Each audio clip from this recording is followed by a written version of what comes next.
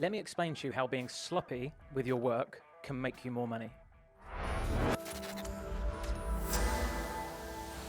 Now, I'm going to explain this in two ways. First one's with a little bit of a story. So, in between the prison and things like that, I tried to get my act together, and there are times where things weren't completely off the rails. At one point, I had a job in sales, and there was a sales director that was pretty high up. Shout out to Yvonne Reed at Rico. And she always used to send really rubbish emails that were like one sentence long, typos everywhere, and a complete mess. And I used to think, how the hell has she been able to get such a superior job with such, sloppy work? And when I wrote an email, I would spend a long time articulating it, structuring it, formatting it, making sure it was perfect before sending it, because I wanted the people receiving it, within the company to, take me seriously. What I now realize years later is that's just a complete waste of time. Now, when you're running a business, there's a lot going on, and you don't have time to grammar check. You don't have time to retype your typos. And I'm talking more about internally in your business. But there's like a Lewis language that my team know now, and they know roughly what I mean when I'm talking. And there'll be typos everywhere, spelling mistakes everywhere, words missing. It won't really make sense, but they'll just about catch the gist of it. And that's because I've literally just touch-typed it and sent it on to the next. And I just get so much more done. I never say good morning, I never say good night, I rarely say thank you, but I make the point of telling the team that I'm doing this on purpose. Let's remove the niceties and the irrelevancy of certain words and certain actions to get more work done in a quicker time frame. So yeah, one sloppy way to make more money is to get more stuff done. And one way of doing that is stop worrying about things being perfect. Stop worrying about having perfectly written emails. Even if you send out social media content, sometimes it's a typo. Sometimes you've spelt your wrong. Sometimes you've spelt R wrong, A-R-E rather than O-U-R. No one really cares. You're not a grammatarian, if that's a word. You're not an English teacher, and you're not supposed to be. You're a coach, right? And it doesn't make a big difference. Plus, if you do make a typo, I tell you what happens. You get messages from people telling you you've made a typo, and there, my friend, is a lead. The other way that being sloppy has made me a lot of money is by using the imperfect action motto. I live by it. Don't worry about it being perfect. Don't worry about spending ages getting it right. Get it out there, half done. Because then you learn from it, test it, tweak it, and get results from it. You might spend months doing something and then it doesn't work, and then you've wasted all your time. But getting something out there in the world is way better. So say, for example, you had this ebook that you wanted to write, and it was top 10 tips to, build confidence. And you had 90% of it written, and it was pretty good, but you really wanted to go that extra mile and make sure you reread it a few extra times and put that extra paragraph in and get it done a little bit nicer, and it ends up sitting on your to-do list for another 3 months. Within that 3 months, if you'd have posted it at 90%, not only would you have generated leads and inquiries and sales and money through that, but you would have also had a response from people telling you the bits they liked or some of the things they thought would have been good that was in it. And you could have added that in later on to improve it and make it better. So what we're looking for progression, not perfection. Okay? Sloppy is a bad word to use. I used it as a bit of a clickbait. It's not sloppy, it's just prioritizing your time on the things that matter and not getting caught up on things that really have no representation of your level of intelligence whatsoever. You'll get the grammar Nazis that are on social media that may correct your spelling from time to time, and then, so what? I get 10 times more done than most other people. What would you rather do? Get 10 times more done? Or not have a grammar Nazi on your profile? Doesn't really matter. So that's what I would say. Internal messages to your team, to your friends, to your family. Do things quick. And also, make life quick. Rather than going out for breakfast, order breakfast in I said Gojek because I'm in Bali, but on Uber Eats or Deliveroo. When you go into the toilet, go to the toilet quickly.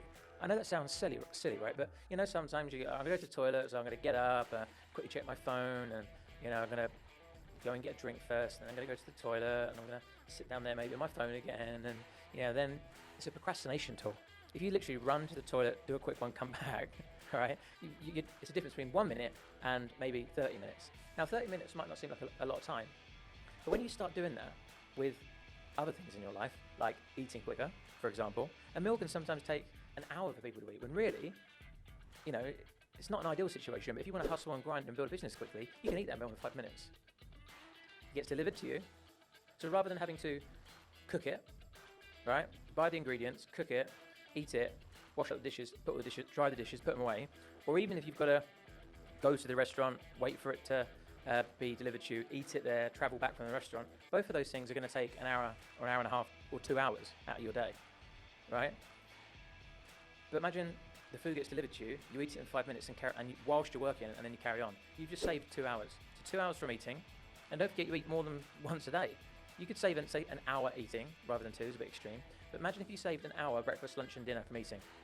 Made sure that those meals were quick, prepared in advance. Think about things that you do on a daily basis and how you can leverage your time more effectively and how you can do things more imperfectly. You know, if you're driving somewhere, listen to a podcast while you're on there. If you're going to drive somewhere, think about, how much is this petrol going to cost? Actually, is it easier to get a train instead? Be about the same price, but then I can work from my laptop whilst I'm on the train. Always be thinking about, how can I do things more efficiently? How can I use my time more efficiently? How can I leverage my time more efficiently? And how can I be sloppy and imperfect so that I can get things out quicker and faster? Because the quicker and faster you get things out, the quicker and faster you learn, develop and grow, evolve and make more money. So those are just a few things, and to be honest, I could have deep dived into a lot more of those elements, but just use that as an overview of a foundation. There's many different ways you can save time. I'm sure you can explore them. There's many different ways that you can stop procrastinating and being perfect and, spending 10 times the amount of time on something that could be done in 2 minutes. And before you know it, you'll have saved yourself a hell of a lot of time. You'll be getting more results. And because of the action you've taken to push through the perfectionism, you would have broken it down to the point where it doesn't affect you anymore. The reason why people worry so much about grammatical errors is for the fear of judgment. And for the fear of judgment, it comes from perfectionism. And perfectionism is actually a characteristic of low self-worth. It's the person assuming that other people will judge them in the same way that they actually judge themselves. So you think, or you're projecting your own judgments onto other people. So if you see someone with a bad grammar mistake and you go, that fucking idiot, then you're projecting that onto yourself, therefore you don't want to do that. You don't want to be that same person. But not everybody thinks like that. If I see a grammar mistake, I don't think you're an idiot. I think, so what? So you're projecting your judgments, insecurities and doubts and expecting other people to judge and criticize you in the same way. But it also comes from low self-worth, feeling as though I'm not good enough. And if I'm exposed by being incapable of grammar or writing an ebook or creating content or my product doesn't sell, then it will be confirmed that I'm not enough. And if I'm not enough, then I'm not loved. And if I'm not loved, then I'm not protected. And if I'm not protected, then I'm not safe. And if I'm not safe, then I could die. That's what the amygdala in your brain is basically doing. Our brains are wired to survive.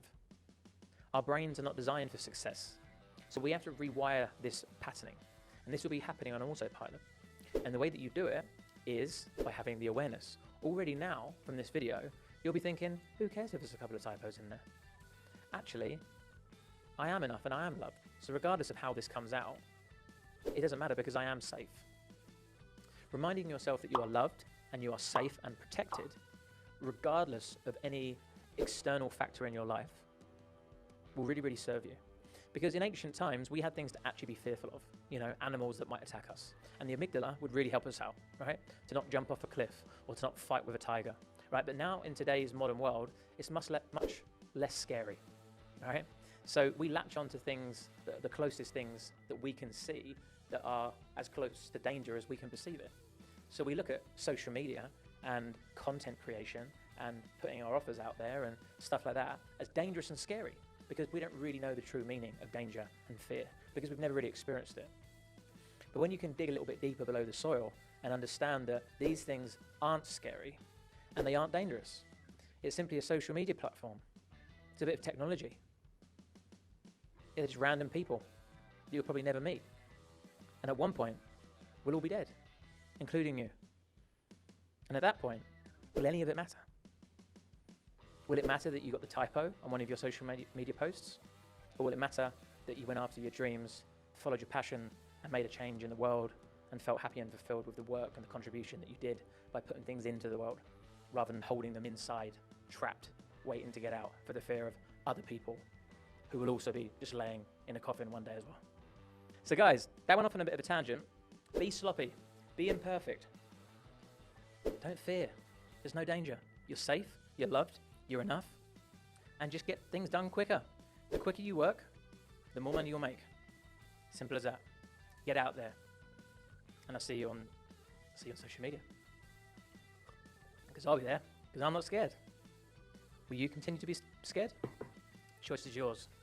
Decide now. I'm Raymond Taylor, and I'm going to show you how to create a freedom-based online coaching business from scratch.